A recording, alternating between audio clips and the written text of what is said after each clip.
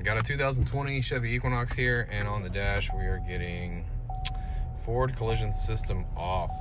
Okay, to turn the system back on, you're gonna need to go over to the radio. You're gonna hit your home button, and you're gonna end up with the home screen. You go to settings. Sorry. And right here where it says collision detection systems, you're gonna need to turn on forward collision system. If you just select alert, you'll still get the message, okay? It'll tell you systems are reduced. So you're gonna want to go ahead and turn it on all the way to make sure this thing does not tell you the message if you want the message to be completely gone. All right. Now we're getting no more message. I'll go ahead and show you the other message. So if we just go like this, just alert. It's kind of annoying, honestly.